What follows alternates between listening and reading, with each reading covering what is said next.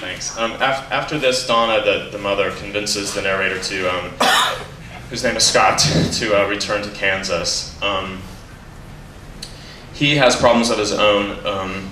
He's addicted to drugs and sort of has this crippling depression, and she convinces him to sort of come back to Kansas under the guise of helping her research disappeared people. She also starts telling him that one of the reasons she's so interested in disappeared kids is because she was abducted herself when she was a girl. And this is a story that she told Scott when he was young, but he'd always sort of thought that she had told it to sort of scare him or keep him from running away or something. So he comes back to Kansas, and when he gets there, he discovers that his mother's a lot sicker than he thought she was, and she doesn't really have long to live. And also, she seems to be sort of going a little loopy. She's sort of decorated her home with pictures of missing people again, and the inside of her truck, and she started filling scrapbooks with their pictures like she'd done years before. Also, worse yet, she's started taking out ads in local newspapers saying that the two of them are writing a book about disappeared people. And unlike before, he notices that a lot of the cases she's interested in are like children who resemble her when she was a girl, or she also says when she was kidnapped as a girl, she was kidnapped with this other boy, like this older couple took them in and kept them in their basement. And it's sort of like as though she's trying to make some connection between what's the kids that are disappearing now and the story that she says is true from her past. So the next section comes the day after Scott returns to Kansas.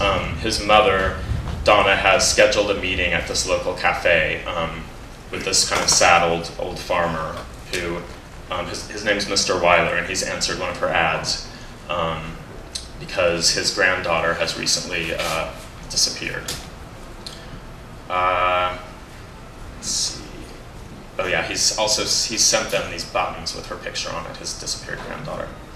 And this scene sort of just illustrates the mother's state of mind at the time, and kind of continues this mystery that she's creating about her past, which may or may not be true.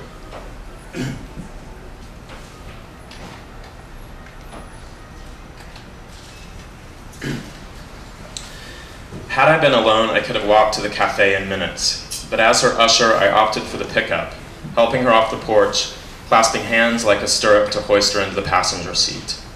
She wore my New York City sweatshirt, dirty gray and 2 sizes too large. She wanted to drive, but I objected. On the seat between us were her notepads, her cassette recorder held together with silver electrician's tape, and the pens she collected from Dr. Kaufman's, each advertising a different medication. She pushed at the cafe door, jostling its rusted cowbell with a loud, sunken clap. Immediately, we saw Mr. Weiler. He was waiting in a central cushioned booth, a stock character farmer in his overalls, grinning in the blue button-down shirt and green John Deere cap. He'd already ordered from the grease-stained menu, a coffee mug steaming on the tabletop. As we approached, he stood and held a toughened hand toward us. "You're Donna, then, and you must be the son, the writer." "He writes books for a place in New York," said my mother, "but now he's focusing his energy on this." I wondered what other lies or exaggerations she'd told, whether she'd fumbled through needlessly brazen explanations about the freelancing and temping, the disillusion and drugs. Times before I'd heard her speak these things to people she barely knew. Perhaps she thought introducing her son as a writer could justify our research, could convince these people of our legitimacy. Only 2 neighboring booths were occupied. The customers gave us backward glances but continued eating. Mr. Weiler ordered another coffee, cream but no sugar, and my mother ordered 2 iced teas. For the opening 5 minutes, they chatted and smoked. Mr. Weiler sounded nervous and gruff. My mother's voice, in contrast, was muscular and thriving. She thanked him for sending the buttons, for traveling all the way from Goodland. I felt her encouraging the man, nodding her head to nudge the pauses in his sentences. I wondered how she planned to ease the conversation toward Lacey. Lacey's the granddaughter. The waitress arrived with the drinks, and Mr. Weiler ordered a slice of coconut cream pie. "Scott likes peach," said my mother, "or strawberry rhubarb." On the table below, she furtively pressed the tape recorder's button. Its tiny looping circles advanced the tape. "Lacey liked cherry pie," he said, "but really candy was what she liked best, all kinds." My mother straightened.